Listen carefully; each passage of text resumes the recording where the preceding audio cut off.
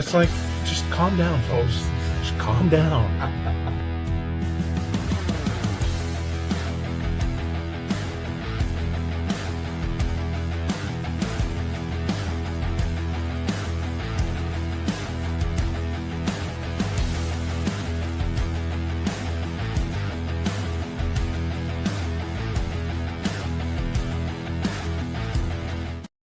And welcome into your weekly power play of hockey. It is the Best Boys Center Ice podcast with Carson and Besse over on my right here, and myself, Barry Besse. We're father and son. And as you can tell by the gray hair, I'm the father, and the good looks, he's the son. And we do this because we just love the game of hockey, passion for it. We would go up to Dallas to see Stars games, and the whole trip from San Antonio to Dallas, about 4 hours, 4.5 hours, all we talk about is hockey. We come back doing hockey trivia, and we decided a couple of years ago, let's do a podcast, and here it is. We're live right now on our Facebook page, as well as our YouTube page, which is Best Boys Center Ice Podcast YouTube channel. We'd love for you to go over there and subscribe. And we've got, I think, almost 30 subscriptions. We would love to get some more. For sure. Because we can now go live on Facebook, but it'd be nice to get some subscribers. And the replay of this show and all of our shows, of course, follow on Facebook and our YouTube channel as well.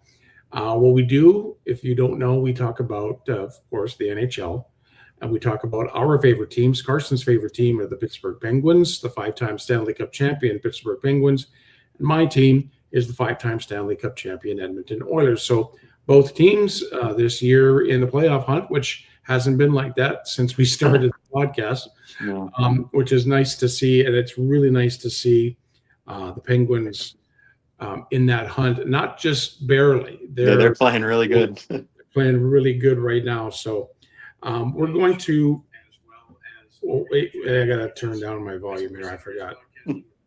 So, of course, I forget to do that. So if you have any comments or questions, I know Jamie's watching us right now. If you have any comments, questions, who's your favorite team, or how's your favorite team doing as we get close to the Olympic break? What do you think about the NHL as a whole? You can easily comment right now live on Facebook or live on our YouTube channel. Or you can comment to either one of us on our Facebook pages or the Best Boys Center Ice podcast page, Facebook page. And we'd love to hear from you. And if you have an idea for our next show, what we can talk about, we'll definitely get into that as we get closer and closer to not the All-Star break, but the Olympic break, which is coming up here in about a week or so. So with that, I'm going to start by going through the week that was for the Edmonton Oilers, which was a lot better than last week's week that was wrapped up. As it stands right now, the Oilers got a game tonight. Except for Thursday. The Penguins are playing tonight, too. Yeah, they're playing against the Hawks. They're playing right now. Right? Yeah. The Oilers are 27-19-8. Second place in the Pacific. They're 1 point back of Vegas for first, and 3 points up on Anaheim, who they beat the other night. So they're in second place right now for the Oilers. And the Oilers had a pretty good week. They started out not that great. They lost to the Penguins last Thursday, and in that game, and I think Pittsburgh won 6-2. They scored 3 goals in 37 seconds in the first 3 minutes of the game. That in the history of the Edmonton Oilers has never happened, that they give up 3 goals in 37 seconds. You're welcome. And thank you. And that pretty much sealed that the Penguins just were the better team, definitely. The more aggressive team, the team that wanted it more that night. Then the Oilers went on to a very entertaining game at home against Washington. They beat them 6-5 in overtime. Mm-hmm. It was Evan Bouchard had a hat trick in that game, and an incredible defensive play in overtime, and then getting the puck up to Connor McDavid, who does Connor McDavid things, and they win 6-5 in overtime. And then in the most recent game this past Monday, in a very important game. The Oilers beat Yeah. 7-4. Of course, it's at that time, the Ducks were only a point back of the Oilers. So the much separation as the Oilers can get from that, the better. The Ducks are a really good team. The Oilers were just that much better that night. Now, the Oilers D set NHL first. The Yeah. first time in history, Wow. a pair of defensemen from one team scored hat tricks in back-to-back games. As I mentioned, Evan Bouchard did that against Washington. And then Monday, it was Matthias Ekholm against the Ducks. Those two just happened to be defensive mates. So history made by the Oilers defensemen over the last couple of games. Depth scoring has come alive a little bit. You know, if you count the defense as depth scoring, it's all. I look at it this way, Carson, and that all four lines are clicking. They may not be, bottom six may not be on the score sheet as much, but in these games, you don't, like, I know McDavid had 5 points the other night, but the other guys are holding their own and they're playing their roles well. They're forechecking well in the zone. The young guys are playing well. Matthias Janmark is playing absolutely lights out. I didn't realize how fast he was as a skater until this year. So that whole bottom six in the defense look pretty good. Now, goaltending wise, Connor Ingram was shaky against the Penguins as he got pulled. No. Jars played in the Penguin game. Yes, he did. He played. Did he play the Penguin game? Oh yeah, we lit him up. Okay, I was thinking Ingram was in the game. Ingram played against Washington. Yeah, okay. I got that mixed up. Okay. But as far as Ingram is concerned, I really think he's the backup to Jarry. Yep. And I think that they're going to have to do something with Calvin Pickard. They can still carry three goalies, I think, up until just before the break. And then they have to, they'll have to either put him on waivers, send him down to Bakersfield or something. Get him in a situation where he should be, though, which is probably being a backup. Yeah. So that's what's going on between the pipes for the Oilers. And McDavid leads the league in points. Right now, he's 92 points ahead of McKinnon. He's second to McKinnon in goals with 33, and he leads the NHL with 59 assists. So it's like McDavid is being McDavid-like. I don't know if he's going to get to the 160-some-odd points he had a couple of years ago.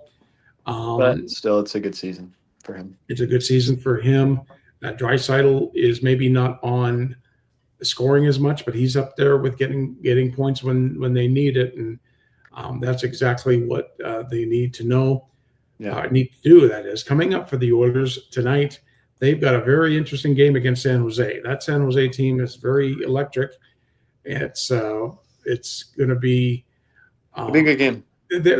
People were saying this is going to be a tougher matchup than Anaheim was for the Oilers. I could see it. So we're going to see that coming up tonight at about 8:00. Saturday, they're at home against Minnesota. Tuesday at home to Toronto. And then the last game before the Olympic break is Wednesday night in Calgary. So the Oilers got some business to do before the break. And it's going to be a 2-week break for the Olympics, except for guys like McDavid and Draisaitl, who will be playing for their respective countries. But that's basically what's going on with the Oilers. I think if you want to give them a grade before the break, I'd still give them probably about a B. There's some stuff like they need to work on a little bit.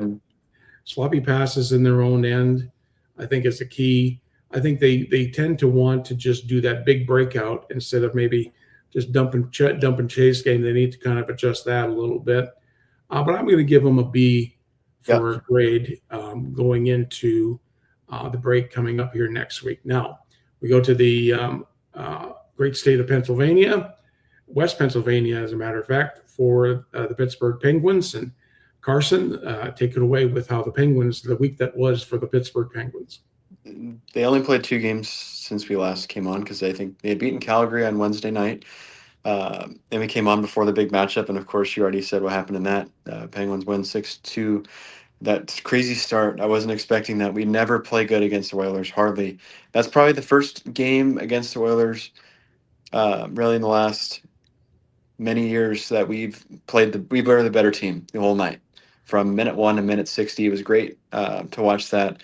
Obviously, unexpected how that game started with 3 goals in 37 seconds, but that's just what that team needed because they deserved it. They were playing well all road trip, and that's a hard team to beat in Edmonton. So they get it started the right way with a great win in Edmonton, and I think it feels maybe just a little bit sweeter to light up your old teammate a little bit. You know, I think. I don't know. Penguins fans were happy that Jari looked the way he did in that game because that's the Tristan Jari we've been used to seeing, and it's finally coming to light. And some Oilers fans on the internet, on Twitter and TikTok, Instagram, Facebook, are really uh, uh, giving Pens fans some crap about how Skinner's this or that Jari's this elite goalie, and he is a good goalie when he wants to be, Yeah. but when he doesn't want to be, it's like that, where it's just automatic. He made some good saves in that game, but I mean, it was crazy. I wasn't expecting that start, nonetheless, but happy to get the win. And then Shilov's played a really good game. But also, I mean, when the Oilers tested him, that he was ready for the most part. The only one that was kind of shaky was that Wallman goal that bring it to 3-1. But they played a good game. They deserved it. They won. Then they had a couple days off before finishing off the road trip in Vancouver on Sunday, and that was another interesting game. I mean, they started off, they scored the first goal technically, Chinikov, another one, so he's been lighting it up, but they took it back because of offsides. And then the Canucks scored a goal later in the period that was waved off because uh, the player screening in front of Stu hit his mask before the puck went in, and that was immediately waved off. They didn't even have to review it. But then the Penguins get 3 goals in the second period. Ben Kindle, the hometown kid, returning to BC, gets 2 goals in the game. The Canucks made a push in the third, bring it to 3-2, but the Penguins win. But there was a bit of a drawback in that game. Brian Russ, like I mentioned in my TikTok video yesterday, suspended for 3 games for a check to the head of Brock Besser, which I completely agree with there being a punishment. But like I said in that video, there's got to be some consistency there from the player safety department because how is it that a guy that's never done anything like this in his career gets 3 games, but guys the likes of Jacob Trouba, Brad Marchand get away with it all the time? Because Yeah, that's how they play the you game. mentioned Truba the last couple of instances he's been involved with Yeah, on your like TikTok. that. Because that's acceptable because that's how they play. I don't think so. I mean, I mentioned the hit in the 2022 playoffs when we played the Rangers. The big reason we lost that series is because Trouba got sit in the head and it took him out for 2 games, and they lost both of those games. Again, like I said in the video, not 100% the reason they lost, the reason why they lost, but that plays a big part when you lose your best player because of that, and then no suspension. Then the Yeah. year after, 2 years after, that crazy play when he tried getting Natchez in that flying elbow and he missed, thank God. But stuff like that happens and the league does nothing. Even, I hate to point this out, but even the Rantanen stuff from this year, he got 1 game for doing that 2 games in a row. Yeah. And then you get a guy who, okay, wasn't a good hit? No. Look at the context of the game. He's trying to win the game for his team because there's 2 seconds left in the game. They're fighting for the puck in front of the net. He should have gotten a game, maybe 2. 3 is excessive, but whatever. It's what the league decided. I think it was just I don't like how they're not consistent. They let stuff slide, and then for whatever reason they don't. It's like goalie interference. What is goalie interference? What is player safety? Yeah. Because Yeah. stuff gets let go too much. The NHL, the on ice officials, and in the back room in the discipline department, they've got to be more consistent with their calls because there's some stuff that they let go, and then there's stuff that they happens. They say, "Well, you let this guy go, but why are you giving this guy something?" Yeah. So I And just like you don't want to say that the NHL and the disciplinary crew go by reputation of the player, because I know in the NBA, that's what they do when they get the discipline. If they've got like the old Ron Artest, or if yeah, they've got because that's how they Draymond play. Green, because that's how they play. So they're going to give them stiffer. But with Rust, it was just like, okay, this is the first time he's ever and he gets the most, as you said in your Yeah, the tip, longest suspension all longest season for that. suspension so far this season. It just doesn't balance up for the No, NHL. Now, this it would have just been makes it look worse. bad. This would have been worse towards the end of the year if they would have done this to him, and Yeah, he would have been out but if in a playoff it chase. makes the league look bad Yeah, because they let just so much stuff gets let go and thrown away like it doesn't matter. But then something like this, it's okay. Like, okay, if they're going to do this, then make it 3 games for everybody when this happens. Three yeah, games automatically. yeah, Because I don't agree with when people have reputations for it and they continue to do it and it doesn't matter. yeah. Right? Like, okay, the game of hockey is not made to be played where you try to just take the other players out of the game. And that's how some guys play the game, is like Jacob Trouba, who tries to Mhm. just do that. That's just what he does. And it's stupid that they let it happen. But regardless, it is what it is. The Penguins got to make without him for 3 games. Thank God they've kind of got a favorable schedule. They're playing the Hawks right now. Then they play the Rangers, but they're really struggling. And obviously, Panarin not playing for right now. And then they play Ottawa on Monday. But regardless, they're a better team when he's in the lineup. And it sucks that Yeah. this is happening, but they just got to make the best with it. And I think that just makes him more hungry when he comes back because Mhm. he's got to be mad.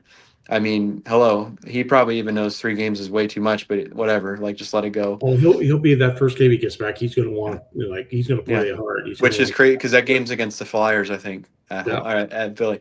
But regardless, it is what it is. They got to make without him. Interesting to see what they do. They brought McGroarty in for him, so he's slotted on third line, and Brezo's on the first line now Yeah. until Brest is back. But in the meantime, the Penguins still are playing really good. They're 24 or 25, 24, 12, and 11 right now. They're second in the Metro. They have games in hand on every team, which is great. So any points they get now are just cushion points. Uh, and, they got a few games coming up before the break. They play right now against the Hawks. They play on Saturday in the afternoon against the Rangers.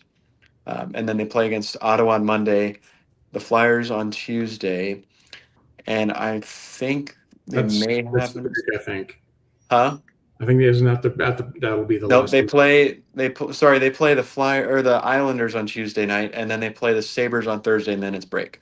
Okay, then it's break time. Okay. So some plenty of good games in there. They can get it. I mean, the Islanders are right on pace with them.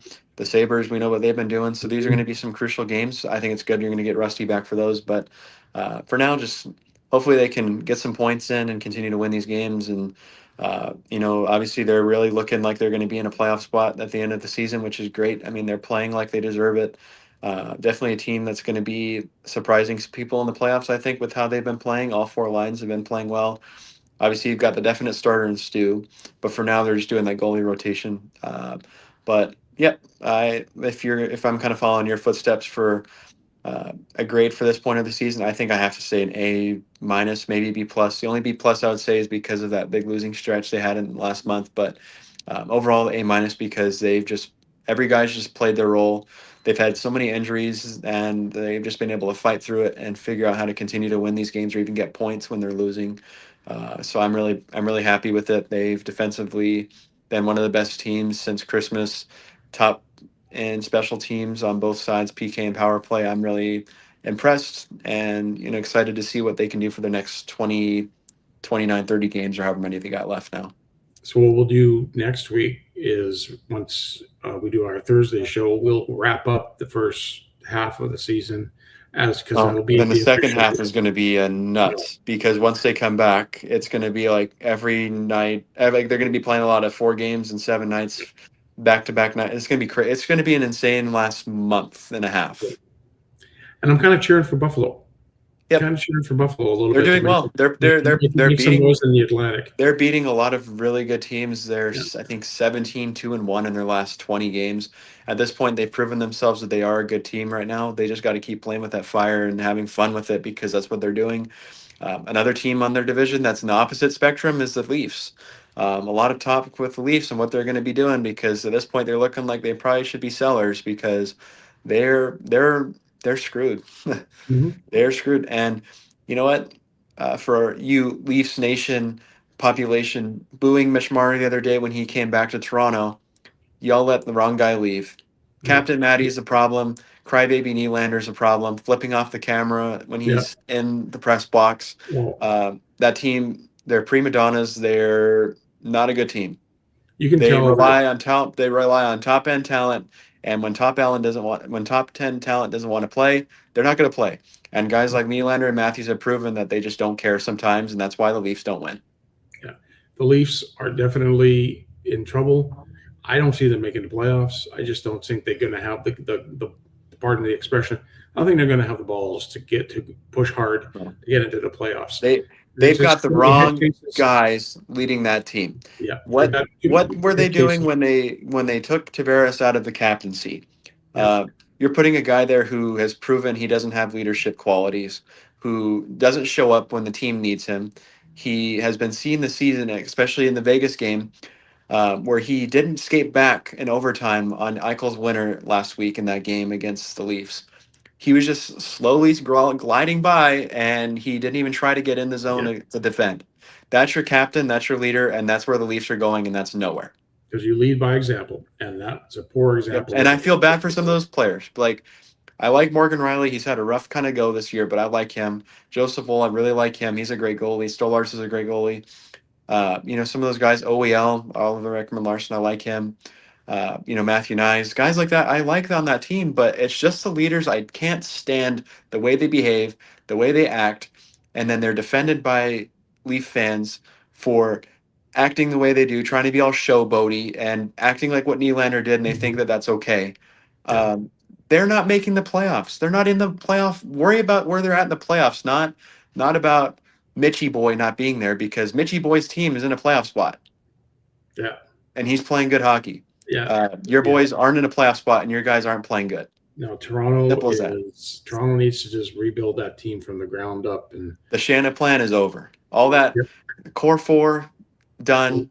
done. Blow it up. It's done. It's over with. The What the like the they've done Atlantic nothing. They've won one playoff series with the that crew. the Atlantic is so strong, and they're not going to make it. They're not. They continue to blow these games, and they're scoring a good amount of goals, but they're just not. They're allowing too many, and Yeah, they're not going to make it out. They're no, they're in a crappy spot. That team has no confidence right now. They gotta just figure it out, and they just gotta blow it up, because at that point they're just putting their fans through more misery. And do I feel bad for Leaf fans? Sometimes, yeah, but sometimes I don't, with some of the moronic stuff they say, especially just with the return from Martyr to Toronto. That really made me upset, because a guy that gave his all to that team, playing in his hometown, you boo him when he comes back because he was basically forced out of town with how the fans were treating him. yeah, Hello, I would want out too. If it's yeah, for my family's best and my best, yeah, get out of here. And they got something back for him. So don't be booing him when he tried his best, but you don't blame or boo the other boys that aren't trying ever and yeah, aren't there when you need them. Because out of the three of them, Nylander, Matthews, and Marner had the most points in his tenure with the team, and he had the most playoff points out of all of them, and they played the same amount of playoff games. yeah. So Trouble. sorry, I don't have sympathy for that No, I don't stupidness. either. Trouble in Toronto, and they just going to be in a rebuilding phase And now. same thing with the Rangers. I mean, Yeah, the Rangers situation is completely different. They just same thing. They got to blow that whole thing up. They're about to. Panarin's going to be traded probably at any time.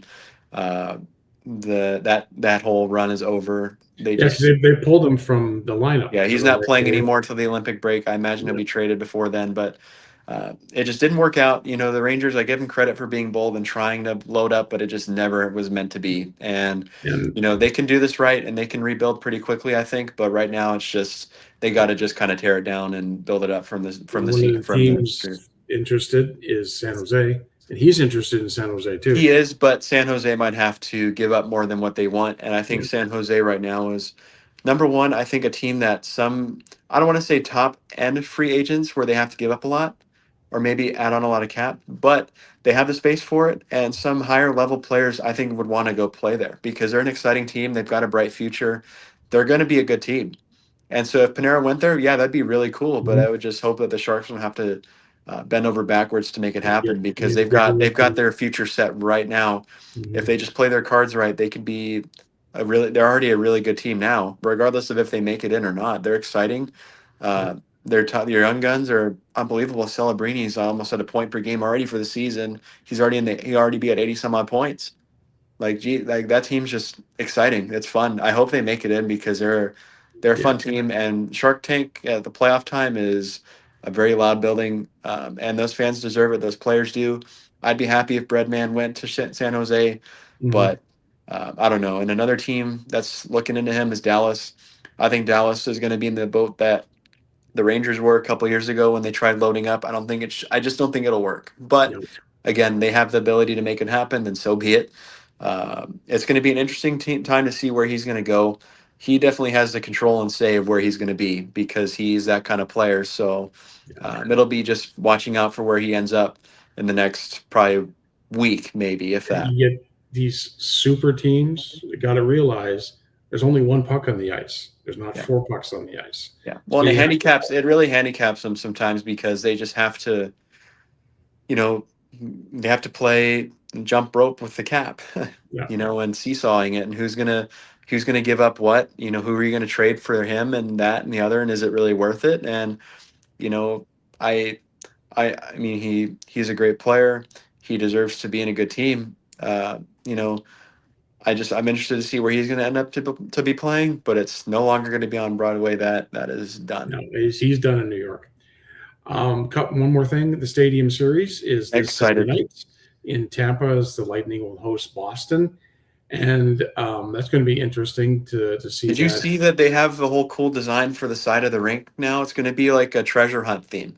Oh, So is they've it? got like a treasure map that's going to be on the side of the rink and behind it and stuff when you're watching the game. So it's going to look like a big old treasure map outside of the rink. Looks Oh, cool. that's It's going to very be cool. cool. And we found out that the Stadium Series next year will be in Yeah. Arlington, as the Vegas Golden Knights will take on Dallas. That's going to be interesting to have it I in th- Prairie World. I think they whiffed on that one. I think You they think should have so? had Colorado playing against them. Against Dallas? Yes. I think that has more history right now because of Nico Random playing in Dallas Mhm. now. They had that great playoff series last year. I think that would have been not the better matchup, but I mean, I get it. The Avs are playing in the Winter Classic, I guess, against the Mammoth. But I think that would have been a really good game. Mhm. Regardless, this will be a good game too. But I think the divisional games just mean more. Yeah, but it is going to be always like you always like seeing the Stadium Series, the Winter Well, Classic. and You know, will this be the most attended NHL game ever because of how large Jerry World is? probably, It could be. probably it It could could be. It be. could be very close. It's You I'm know, excited to see what they can do with it, how the production of it'll go. Obviously, the game itself will be great, but I'm really excited for this Stadium Series game. I think it's just got a different buzz to it than the Winter Classic. I think they've done a better job promoting it and really making fans excited. I'm excited to watch it. mhm. It's going to be a good game. Two teams that are playing really good, Boston and Tampa. That's always what you want to see is two really good teams battling it out outdoors. Nothing better. I'm excited. I'm going to be tuning in. Well, maybe the best boys will be there. Who knows? Right, right. But It's that'd be Dallas. something. It's only like 4.5 hours away from us, so we'll see Yeah. what happens. But basically what I have as Yep. far as what's going on in the NHL. Again, we're coming up to the Olympic break. The Yeah. Olympics is going to be great hockey We'll probably do competition. some check-ins during the Olympics, maybe, Yeah, because there'll still be some NHL guys, who's playing well out of that group and whatnot. yeah. We may not go full board, Mm-mm. podcast, but we'll keep updating. We can do quick updates Yeah. ourselves. Team Canada, Team USA, Like play maybe like even like quarterfinal, semifinal matchups and yeah, stuff, like as it kind of keeps escalating. Of course, yeah, should Canada be in the finals, I bet you guarantee we're going to be watching that. So it's going to yeah. be a good game. It's just going to be a great tournament, and you've got a Yep, lot of it great is. teams outside of Canada and Team Yep, USA. A lot yep, of great teams, Sweden, Finland, the Germans even. They're going to. yep. Yeah, I think it's just going to be an exciting Well, and tournament. what upsets are we going to see too? Yeah, We're going to see that's some the thing. upsets. What are these small countries are going to do against these bigger countries? Hmm. And yeah, the upsets always are They're interesting to exciting. see. Yeah, so that's coming up. I think it starts on the 6th Yeah, a couple in weeks. Italy. And so I think the rink is ready because the It NHL is. hasn't really said anything It's about ready. it. We'll, like I said, next week we will do kind of a wrap up of Oh, the one NH news regarding the Olympics. Sorry, I forgot. Okay. Uh, Logan Thompson's hurt right now. They just took him out for day to day, so he's supposed to be Canada's more than likely number one.